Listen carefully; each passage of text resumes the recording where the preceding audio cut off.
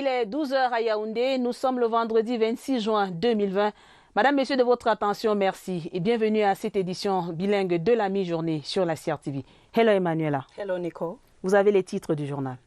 The 2019-2020 school year is officially over for pupils and students in non-examination classes across Cameroon. The handing over of report cards to mark the end of the school year is ongoing in school establishments around the country.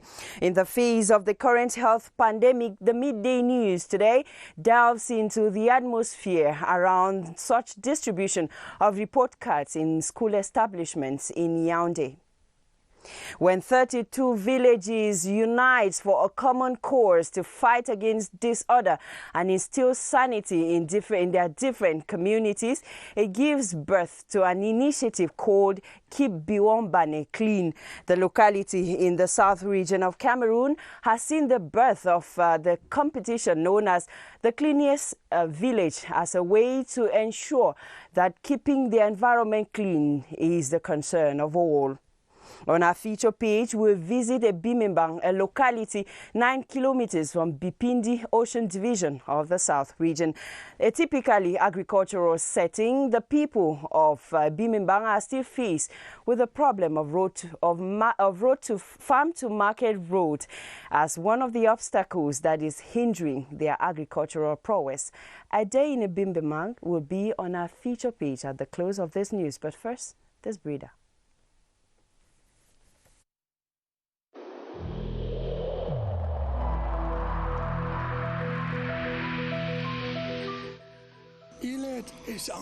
Each of us must comply with the measures that have been taken.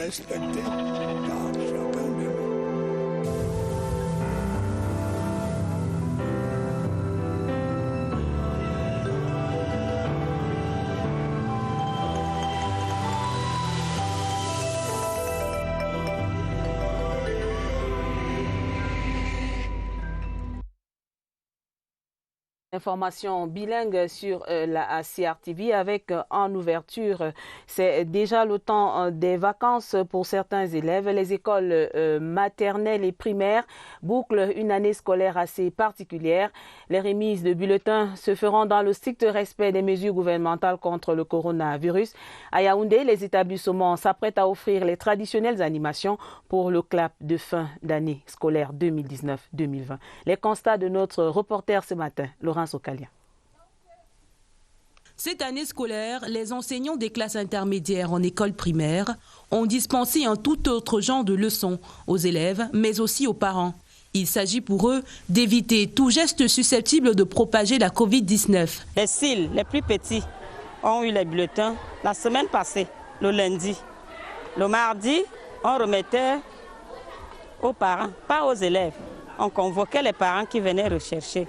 Lundi, les cils, mardi, les cours préparatoires, mercredi, cours élémentaires 1, jeudi, cours élémentaires 2, vendredi, et cours moyens 1. La tâche est encore plus difficile en école maternelle. Les tout-petits, habitués aux cérémonies festives de remise de bulletins, vont devoir faire abstraction de ces activités. À partir de 8h, 9h, les parents de classe 1, ils passent pour prendre les bulletins et les parents n'entrent pas, soit parents ou élèves, sans porter son cache-nez. Et quand les parents viennent pour l'enfant avec son cache-nez, avant de remettre le bulletin, j'ai d'abord sanitize. Le souhait des administrations des écoles primaires et maternelles est que les résultats de cette année soient négatifs à la Covid-19. De formation du personnel sanitaire au Cameroun au centre d'une préoccupation à Yaoundé. C'est dans le cadre de la conférence annuelle de 2 jours ouverte à l'intention des directeurs des écoles de formation des personnels de santé privés et publics au Cameroun. Les assises ouvertes hier par le ministre Manaouda Malachi visent le renforcement des capacités de ces responsables d'établissement en matière de gestion des écoles de formation. Les détails dans ce reportage signé Joël Igor Abanda. C'est la première conférence des directeurs des écoles de formation, des personnels infirmiers, sages-femmes, maïticiens et médico-sanitaires qu'organise le ministère camerounais de la Santé publique. Avec cette pandémie en cours, nous avons eu recours à tout ce qui qui sont sortis de cette école-là. Et donc nous apprécions l'apport, n'est-ce pas, de ces écoles de formation. Pendant 2 jours, les responsables des écoles de formation des personnels de santé du Cameroun échangent sur la gestion des établissements grâce à un crédit spécial, mais aussi sur l'harmonisation de la grille d'évaluation des examens pratiques de certification tout en révisant les curricula de formation. Nous voulons transformer le système de santé, le rendre plus efficace, plus humain et rentrer dans le concept de nation moderne dans un cadre de santé publique. Il sera aussi question d'évaluer particulièrement la formation des sages-femmes et d'harmoniser la présentation des résultats semestriels et de leur relevé de notes pour validation par l'Université de Boya. Rappelons que le ministère de la Santé publique assure la tutelle académique de 119 écoles de formation des personnels de santé. Afin d'assurer un suivi de leurs actions de formation, le ministre de la Santé publique organise une session ordinaire par an du conseil de direction des dites écoles. Cet organe fait alors le point sur l'année académique antérieure et fixe le cap pour la nouvelle année. L'enseignement supérieur s'enrichit d'un nouveau docteur en travaux agricoles. Le candidat Kalgong Pagna a obtenu la mention très honorable au terme d'une soutenance par visioconférence, jury présidé par le professeur Bertrand Berger depuis la France. La quintessence de la recherche du candidat dans sa thèse avec Michel Renaud, Oranja. Le contexte économique actuel contraint nombreux jeunes à se tourner vers l'agriculture. Une fois formés dans les écoles et centres appropriés, leur engouement n'est toujours pas perçu sur le terrain. La thèse sur la dynamique représentationnelle du métier d'agriculteur par les jeunes en cours de formation, défendue par le candidat Kalgong Pagna, pose véritablement le problème. Ces travaux étaient défendus en visioconférence devant un jury constitué des enseignants d'universités de France, du Brésil et de Suisse. Une thèse PhD qui a valu la mention très honorable. J'ai voulu tacler cette problématique, surtout sur l'angle psychosocial, que les chercheurs d'habitude n'ont pas trop touché ce domaine. Déjà, les connaissances psychosociales, n'est-ce pas, sont souvent mises à l'écart dans l'élaboration des référentiels de formation, il faut quand même le dire. Il y a aussi des recherches même sur la reprise même des exploitations familiales qui ne sont pas véritablement taclées sur le plan sociologique et psychologique. L'agriculture étant une activité économique importante, le sujet défendu par cet ingénieur agronome en service au ministère de l'Agriculture est digne d'intérêt. You're watching the Midday Bilingual News on the CRTV. Schools in Yaoundé have begun handing out report cards to pupils and students in non-examination classes to mark the end of the 2019-2020 school year. With the present context marked by the spread of the coronavirus, school officials are taking measures to ensure that not the students and pupils camp for the collection of their report cards, but their parents. How exactly is this done? Victor Siga attempts an answer. It has not been a recreational moment for most teachers in the intermediary classes of basic education, since due to the COVID-19 crisis, the special back-to-school concerned only pupils of class 6. We had a meeting with our inspector, so the inspector assigned us to also hold a meeting with our parents. We called the meeting with our parents. We educate them. If the parent comes, we don't allow them to enter into the classrooms. We don't even want them to climb on the verandas, because when we clean the school, we sanitize everything. We make sure we spray the school every afternoon before we go home. They have been brainstorming and adopting different ways to let the pupils get the required results. Classes 1 to 5 now, they are coming now to take their report card. We are asking them to be coming 3-3.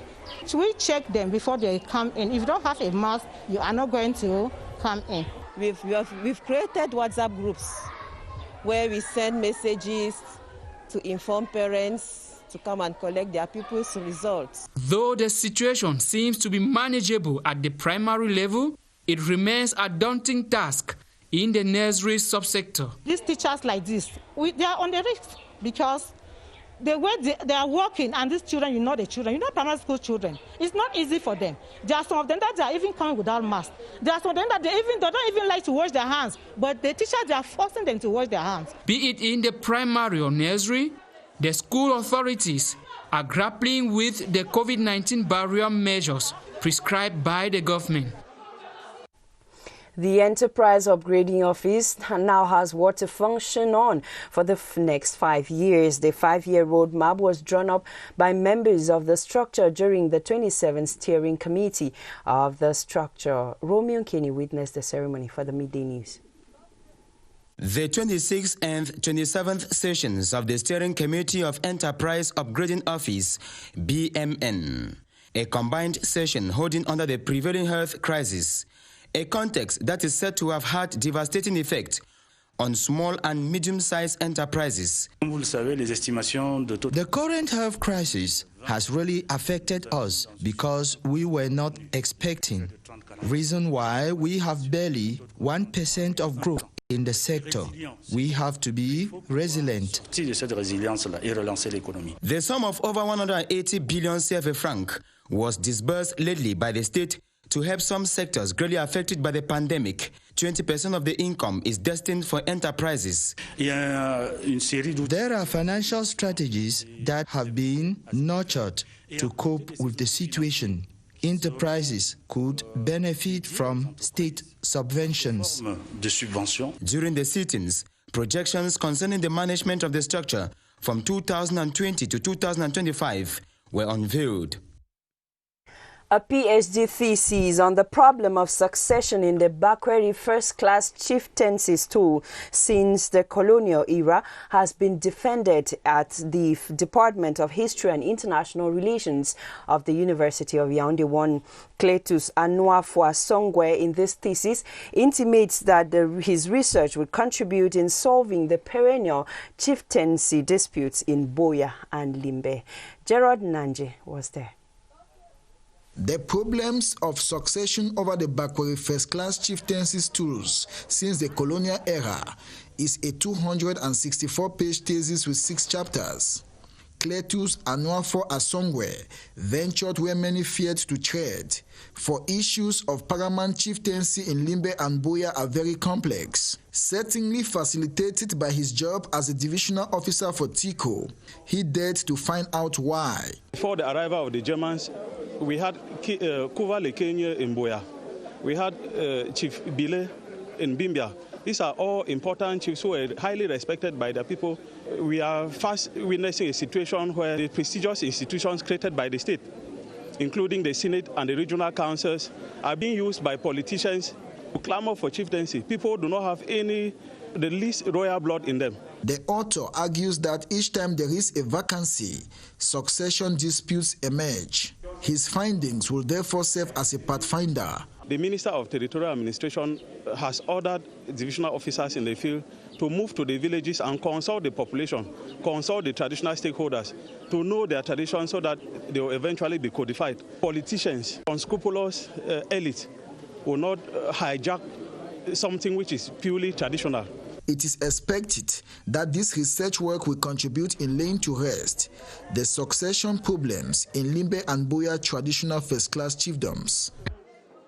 Fish farmers in Cameroon have been brainstorming on how to better raise fish in Cameroon, as well as find an easy market for their produce. This is during a 2-day workshop in Barmayo organized by the Ministry of Fisheries, Agriculture and Animal Industry. Details with Gertrude Asongazie from CRTV Center. The Barmayo workshop, which has brought together fish farmers in the countries, aim at strategizing on how to commercialize locally produced fish, as well as successfully grow certain species like tilapia, fingerlings, and catfish. I need to be able to know that I will be able to satisfy the population, not just myself, but the population as well. I'm representing the Northwest Fish Farming Cooperative. On coming here, my people, my farmers are really expecting so much. They're expecting so much in terms of finances. Fish farming in Northwest is down because the means are not there. The feed is not easy to come by. It comes from Nigeria. It's very expensive. Government, through the Ministry of Livestock, Fisheries and Animal Industry, is bent on improving on the quantity and quality of fish production in the country. Help them group themselves together in order to sell their produce better.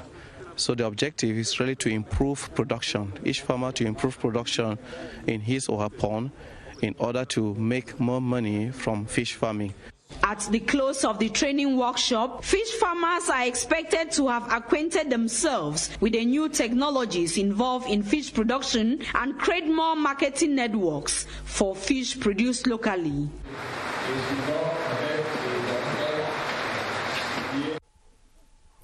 Merci de vous joindre à nous sur la CRTV. Dans la suite du journal, la commune de Biwambane, dans la région du sud, fait sa toilette.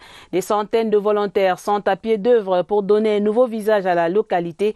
C'est en réponse à l'appel de mobilisation du maire Joseph Liboire Angono. Quand Biwambane donne fière allure, Rosolinga.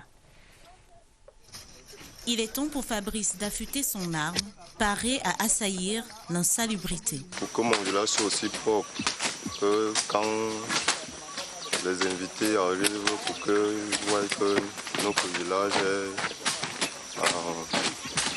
est en propriété, quoi. Fabrice participe au programme Jeudi propre dans la localité de Biwambane, à une trentaine de kilomètres d'Ebolova. L'initiative impulsée par Joseph Liboire Angono, maire de cette commune, met l'emphase sur l'entretien routier à travers le débroussaillement des abords. 10 villages se sont associés pour défricher tout ce qu'il y a comme herbe dans cette ville, afin que la ville ait un éclat. Ça, ce n'est pas un cantonnage administratif, c'est vraiment une volonté des populations, de la mairie. Derrière l'action de l'élu local, qui se prête d'ailleurs au jeu, se cache un enjeu. Nous allons procéder à l'élection du village le plus propre. Et la mairie se trouvera dans l'obligation de primer le village le plus propre. Cela encouragera les autres à lutter contre l'insalubrité. Dans la contrée de Biwambane, constituée de 33 villages abritant plus de 1500 âmes, petits et vieux, s'adonnent au travail manuel à cœur joie. Parmi eux, Sabine et Kosono. Je suis contente parce que je participe pour que mon village soit... Une des jours d'activité, Biwambane se montre à vous sous son meilleur jour.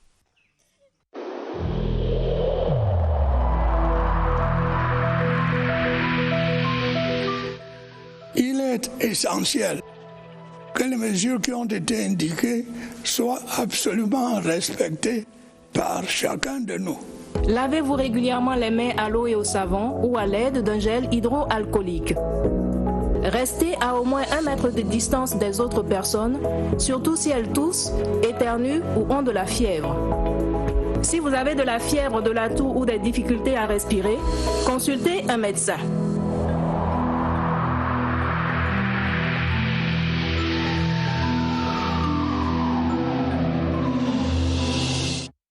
La 30e édition de la Journée de l'enfant africain joue les prolongations dans la région de l'Adamawa.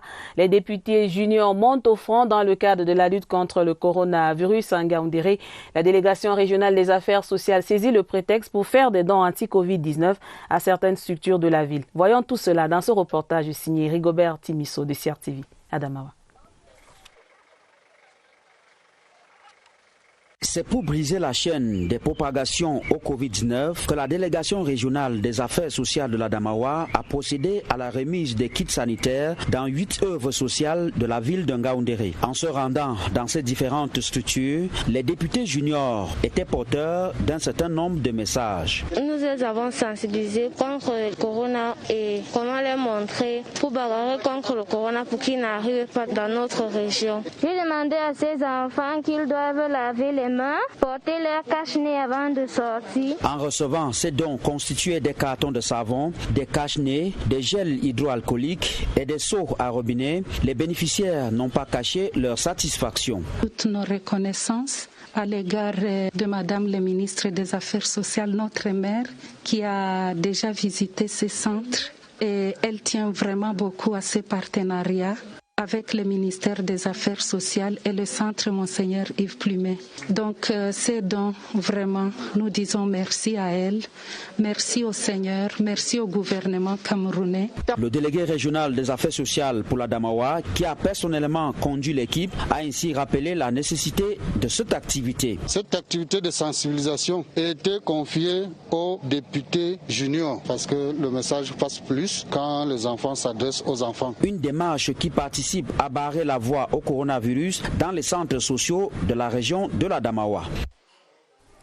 Dans la région de l'Ouest, des populations de Medjo-Baham, désormais parées pour lutter contre la propagation de la Covid-19. Elles viennent de recevoir des kits sanitaires d'une élite de la localité. Il s'agit d'un geste de solidarité de maître Julienne Ouaché-Konga. Les précisions de Laurent Chisoubé. Le village Medjo-Baham n'a pas jusqu'ici enregistré un cas positif de Covid-19. Pour renforcer la veille dans la riposte contre cette pandémie, Maître Julienne Ouaché-Konga, élite de la contrée, a jugé utile venir en aide à ces populations à travers un don constitué de kits anti-Covid-19. La lutte contre le Covid ne passe pas à la sensibilisation au jour le jour. Tous les jours, il faut le faire pour que les gens se rappellent et prennent ça comme un réflexe. Le combat contre le corona doit être un réflexe pour chacun. Il s'agit essentiellement de paquets de cache-nez, de cartons de savon et de sacs de sel remis au chef du village pour une redistribution. Des endroits où il y a des récipients d'eau, dans les lycées, au CETIC, au centre de santé. Je veux veiller personnellement, si les gens là peuvent faillir, moi personnellement. Un geste de solidarité qui vient dans un contexte marqué par une montée en puissance de la maladie. Merci une fois de plus à Maître Ouaché pour cette action à l'endroit de la population de son village Medjo.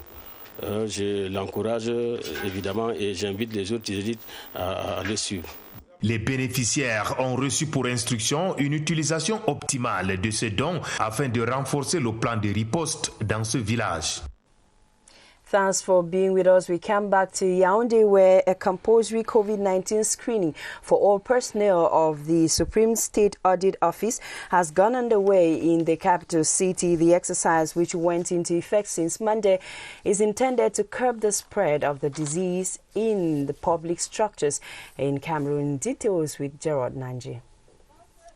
The Ministry of Supreme State Audit is not only poised to fight against corruption, but is committed more than ever before to bar the way to COVID-19.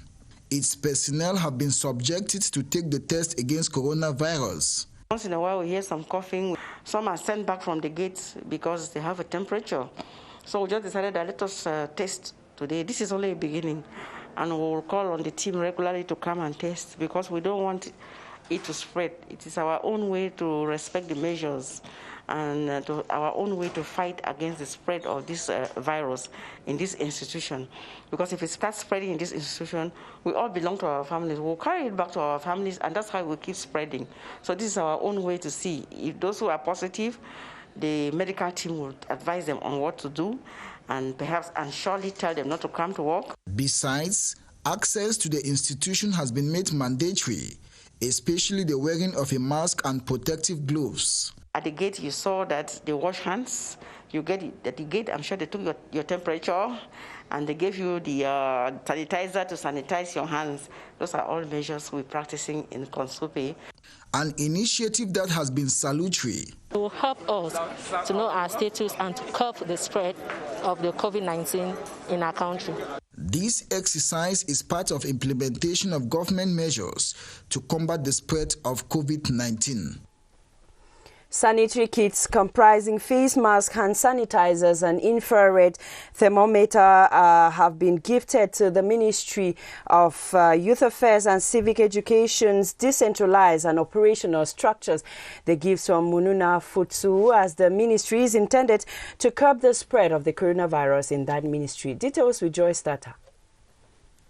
The Ministry of Youth Affairs and Civic Education reinforces her personnel to carry out the more sensitization campaigns in the educational milieu within the national territory and suburbs too. This at a time when figures of COVID-19 cases reached 12,000 with over 313 deaths registered.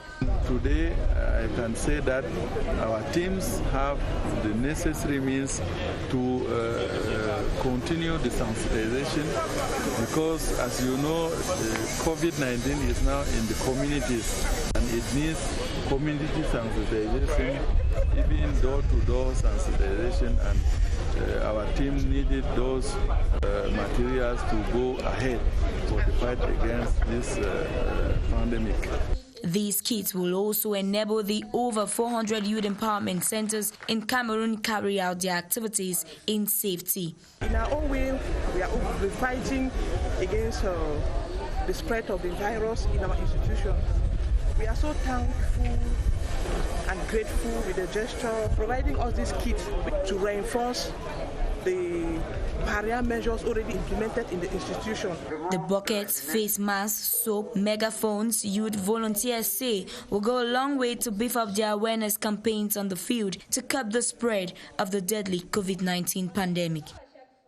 On our feature page this Friday afternoon, we ride on a not-too-friendly road to Bimimbang, a locality 9 kilometers from Bipindi Ocean Division of the Central Region. The typically agricultural village is blessed with rich soils, yet the population is faced with the problem of farm-to-market road.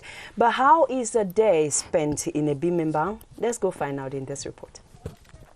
The door opens to a new day in Bimimbang, and all roads lead to the farms. Nature has been fair to the locality with fertile soils, and even the pig finds his fill. Little Nael receives an early morning bath in her mother's kitchen as mother hen gets her chicks fed. The active hands of the women brace up for the day's menu. Plantain and groundnut soup is on the menu. A ready club of eaters look forward to when the food will be served. The palm wine heads back from the farm just at the time the pot leaves the fire. Far off, Antoinette Coiffure gets ready to braid the star of the evening. Every woman here goes through this area to have themselves beautified. Here, any round object is good for a ride, even as our camera sparks smiles and salutations. Community life in Bimimbang is an everyday thing, especially as animals still respect their masters. A quick gaze at the most frequented spot of the area where life continues.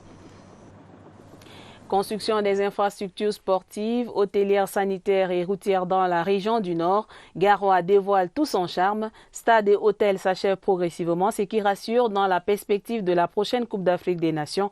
Parcourons ces chantiers à la suite de notre reporter Claver Pascal Ndanga à Garoua. Mission accomplie pour l'entreprise Mota Angel chargée de la réhabilitation et l'extension du stade omnisport Oumdi Adja de Garoua. Le majestueux ouvrage de 20 056 places, dont 5 008 couvertes, comporte 2 principaux vestiaires et 2 secondaires de 23 places, chacun pour les équipes. Une tribune présidentielle avec loge, totalement meublée et équipée, une pelouse avec un gazon naturel bien entretenu. Tout à l'extrême sud, le stade annexe de compétition de 1073 places couvertes à achever. Ce stade est déjà fonctionnel. Tous les équipements sportifs et d'athlétisme sont là et nous pouvons déjà accueillir en grandeur nature un match de football ici à Oumdi-Adja. À cette embellie se grève cet hôtel 4 étoiles de 70 chambres au quartier Plateau à Garoua. Cet hôtel a déjà été livré au Mintoul il y a cela 1 mois. Il est actuellement fonctionnel. Nous pouvons dire au public de la population de Garoua et du Cameroun en général que cet hôtel est pratiquement terminé. Dans le portefeuille de l'entreprise Prime Potomac, les stades d'entraînement Aïré, Pompomré, Sénagès et Djoumassi, l'hôtel sans chambre et l'hôtel Bénoué dont les travaux de revêtement et de l'eau technologique se poursuivent. Le plateau technique de l'hôpital régional de Garoua a été revu. Par rapport à la CAN, nous avons reçu du matériel de réanimation. Actuellement, nous avons 4 lits de réanimation qui sont à la pointe. Nous avons également un bloc opératoire qui a eu à être équipé. Et tout prochainement, nous aurons l'IRM qui va arriver et puis le scanner qui en panne va être remplacé par un nouveau d'ici 3 à 4 mois. Les travaux des voies d'accès s'achèvent, tout comme la mise à niveau de l'aéroport international de Garoua. That report brings us to the end of the midday news that will be presented by Nicole Dudu and I. It's been a beautiful 3 months serving you. We will be serving you henceforth behind the cameras as a new team takes over from Monday. Nicole, have a pleasant weekend. Merci Emmanuela. Très prochainement sur ces antennes. Madame, Monsieur, c'est un réel plaisir de vous servir dans le cadre du 12h. Retrouvez dès lundi une nouvelle équipe. Emmanuela et moi, nous allons vous retrouver très prochainement sur cette antenne dans le cadre du 12h. Et à très prochainement.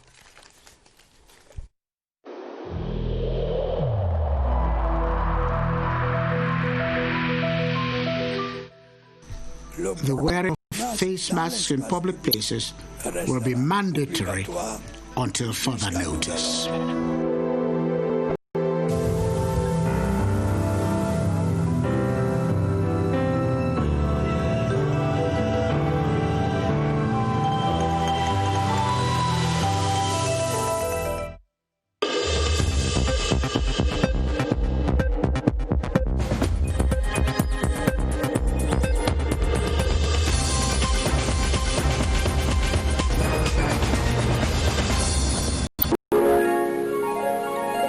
CRTV News, ici, toute l'info.